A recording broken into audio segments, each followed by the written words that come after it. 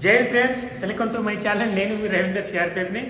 So మనకి ఈరోజు topic వచ్చేసరికి ఐ కార్డ్ అండి. ఐ కార్డ్ ఎలా తయారు చేస్తారు, ఐ కార్డ్ ఎలా రెడీ అవుతుంది, మన ఐ కార్డ్ రావాలంటే ఏం చేయాలి, జాబ్లో జాయిన్ అయిన తర్వాత ఎలాంటి పారామెట్రిక్ ఫోర్స్ అయినా సరే, సిఆర్పిఎఫ్ కానీ, సిఎస్ఎఫ్ కానీ, బిఎస్ఎఫ్ కానీ, ఐటీబీఎఫ్ కానీ, ఎస్ఎస్ఎఫ్ కానీ, ఎన్ఐఏ కానీ, ఎలాంటి పారామెట్రిక్ ఫోర్స్కి వెళ్ళినా సరే, ఎస్ఎస్సి జీడీ ద్వారానే కాదు, డైరెక్ట్ వెళ్ళినా సరే, ఇంకోటి ఎస్ఎస్సి సిపిఓ ద్వారా అయినా సరే, ఎస్ఐ అయినా సరే, లేకపోతే ఎస్ఎస్సి సిజిఎల్ అయినా సరే, ఏదైనా సరే ఐ కార్డ్ కావాలనుకుంటే జాబ్లో జాయిన్ అయిన తర్వాత ఐ కార్డు కోసం వాళ్ళే డైరెక్ట్ ఇవ్వరు. మనం ఫామ్ ఫిల్అప్ చేయాల్సి వస్తుంది. ఇది అండి అప్లికేషన్ ఫాము. సో ఎట్లా ఫిల్అప్ చేయాలి, దేనితో ఫిల్అప్ చేయాలి, ఏమేమి అవసరం పడుతుందో నేను డీటెయిల్గా చెప్పడం చెప్తుంది. సో మళ్ళీ ఎందుకంటే ఐ కార్డ్ ఫామ్ ఫిల్అప్ చేసేటప్పుడు మిస్టేక్ అయితే మాత్రం ఐ కార్డ్ అలాగే వస్తుంది, మళ్ళీ తర్వాత చేంజ్ చేయడం చాలా ఇబ్బంది అవుతుంది. సో ఇదండి ఐ కార్డు ఇలా వస్తుందండి. సో డిజిటల్ ఐ కార్డు ఉంటుంది, స్కానింగ్ కూడా అవుతుంది. ఓకేనా? సో చెప్తానండి ఒకసారి. సో ఐ కార్డు గురించి అంటే చూడండి ఒకసారి డీటెయిల్గా మీకు చెప్పడం జరిగింది. Application for apply new identity card అండి. ఎలాంటి పారామెట్రిక్ ఫోర్స్ అయినా ఇవే డీటెయిల్స్ అడుగుతారండి, ఇంతకంటే వేరే ఏ ఉండరండి. ఒక్కసారి దీన్ని స్క్రీన్ షాట్ తీసుకోండి. ఓకేనా? జాగ్రత్త స్క్రీన్ షాట్ తీసుకోండి.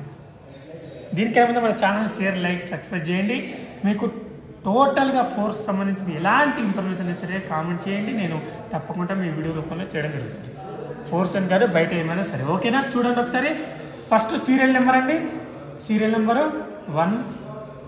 నెక్స్ట్ వచ్చేసి ఫోర్స్ నెంబర్ అండి. మన జాబ్లో జాయిన్ అయినాక ఒక ఫోర్స్ నెంబర్ అండి నీ పేరు మీద ఒక క్రియేట్ అవుతుంది. ఓకేనా? ఆ ఫోర్స్ నెంబర్తో నువ్వు లైఫ్ లాంగ్ టోటల్ జాబ్ చేస్తుంది. నీ ఫోర్స్ నెంబర్ కొట్టగానే అక్కడ సిస్టంలో టైప్ చేయగానే నీ బయోడేటా మొత్తం వచ్చేస్తారు అనమాట. ఓకేనా? ఫోర్స్ నెంబర్ అయినా మన పేరు మీద క్రియేట్ అవుతుంది. ఇట్లా ఎంతమంది ఉంటే అంతమంది పేరు మీద క్రియేట్ అవుతుంది. ఓకేనా? దాంట్లో బ్యాచ్ అనేది ఉంటారు అనమాట. ఓకే, ఫోర్స్ నెంబర్ ఇక్కడ రాయడం జరుగుతుంది. ఇంకోటి నేమ్ ఇన్ హిందీ, మన పేరుని హిందీలో కూడా రాయాలి ఇక్కడ. నెక్స్ట్ నేమ్ ఇన్ ఇంగ్లీష్, మన పేరుని ఇంగ్లీష్లో రాయాలి, క్యాపిటల్ లెటర్స్లోనే రింపాలి.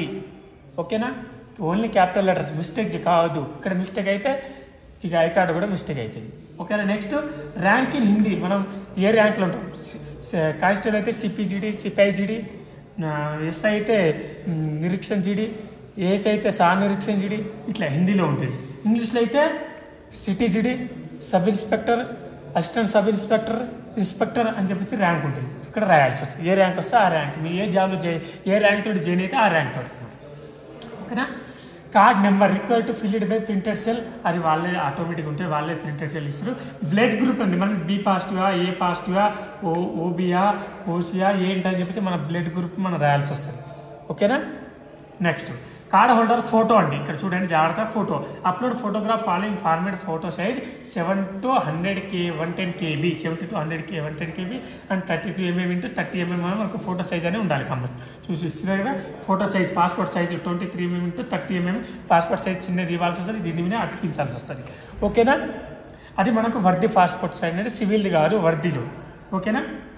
నెక్స్ట్ ఇక్కడ చూడండి సిగ్నేచర్ ఆఫ్ హోల్డర్. సిగ్నేచర్, మన సిగ్నేచర్ కూడా సేమ్ 23 to 55 mm ఉండాలి. ఇక్కడ మనం సైన్ చేయాల్సి వస్తుంది. ఓకేనా? అది కూడా దీని సైజ్ తగ్గట్టే మనం చేయాల్సి వస్తుంది. ఓకేనా? ఇక వాళ్ళు కట్ చేసుకుంటారు అనుకో, టెన్షన్ పడకండి. Signature of the issuing authority, printed cell director general CRP. ఇది సిఆర్పిఎఫ్ సంబంధించింది కాబట్టి సిఆర్పిఎఫ్. ఇక్కడ ఏ ఫోర్స్లో చేయితే బిఎస్ఎఫ్లో చేయితే ఇక్కడ బిఎస్ఎఫ్ ఉంటుంది, సిఐఎస్ఎఫ్లో అయితే సిఐఎస్ఎఫ్ ఉంటుంది, ఐటీపీఎఫ్ అయితే ఐటీపీఎఫ్ అని ఉంటుంది. ఇక్కడ అందరికీ డైరెక్టర్ జనరల్ ఒకటే ఉంటుంది. ఓకేనా? ఇక్కడ చేంజ్ అవుతుంది, ఫోర్స్ చేంజ్ అవుతుంది. ఓకేనా? నెక్స్ట్ ఐడెంటిటీ మార్క్స్ ఏంటంటే మన పుట్టుమచ్చలు, ఏ మూలంద చెస్ట్, ఏ మూలంద ఫేస్, ఏ మూలంద లెఫ్ట్ హ్యాండ్, ఇట్లా ఉంటాయి కదా పుట్టుమచ్చలు. సో దాన్ని ఇక్కడ క్యాపిటల్ లెటర్లో రాయాల్సి వస్తుంది. నెక్స్ట్ డేట్ ఆఫ్ బర్త్, మన యాజ్ పర్ ఎస్ఎస్సి మెమోలో ఎట్లా ఉందో యాజ్ పర్ అలాగే రాయాలి. నా రియల్ డేట్ ఆఫ్ ఇది ఉంది, నా ఎస్ఎస్సి మెమోలో వేరే ఉందంటే అది చల్లదు, ఎస్ఎస్సి మెమో నీ రియల్ డేట్ ఆఫ్ అనుకొని రాసుకో, అంతే. ఓకేనా? హెయిర్ కలర్స్ అందరికీ బ్లాకే ఉంటుంది ఆల్మోస్ట్, ఎవరైనా ఎల్లో ఉంటే ఎల్లో, బ్లూ ఉంటే బ్లూ, అట్లా రాయాల్సి వస్తుంది. ఐ కలర్ అందరికీ బ్లాకే ఉంటుంది ఆల్మోస్ట్, బ్లాక్ అంటే బ్లాక్. నెక్స్ట్ హైట్, మన ఎంత హైట్, ఏ హైట్లో మనం జాయిన్ అయినా సిఆర్పీలో, బిఎస్ఎఫ్లో కానీ ఎక్కడైనా ఆ హైట్ రాయాల్సి వస్తుంది. ఓకేనా? నెక్స్ట్ పర్మనెంట్ అడ్రస్, ఇక్కడ అడ్రస్ రాయడం జరుగుతుంది. ఏది మన విలేజ్ టోటల్ మండల్ డిస్టిక్, మన ఫోన్ నెంబర్తో సహా పిన్ కోడ్తో సహా రాయాల్సి ఉంటుంది. అదే అడ్రస్ ఐ కార్డులో రావడం జరుగుతుంది. ఇక్కడ కనిపిస్తుంది కదా, ఈ అడ్రస్ రాయడం జరుగుతుంది. సో ఇట్లా ఇది డిజిటల్ స్కానింగ్ ఉంటుంది. ఓకేనా, ఇట్లా రావడం. ఇదంటే మన అప్లికేషన్ సంబంధించింది. ఐ కార్డ్ సంబంధించి అమ్మాయిలు కానీ అబ్బాయిలు కానీ అందరికీ ఇదే ఉంటుంది. ఇలాగే ఫిల్ చేయాల్సి వస్తుంది. కాకపోతే ఇది క్యాపిటల్ లెటర్ ఫిల్ చేయాల్సి వస్తుంది, మిస్టేక్ కాకుండా చూసుకోవాల్సి వస్తుంది. సరేనా, ఇంతకంటే ఇంకేమైనా ఇన్ఫర్మేషన్ మీకు కావాలనుకుంటే కామెంట్ చేయండి, నేను తప్పకుండా వీడియో రూపంలో చేయడం జరుగుతుంది. దానికన్నా ముందు మన ఛానల్ షేర్, లైక్, సబ్స్క్రైబ్ చేసుకోండి. జై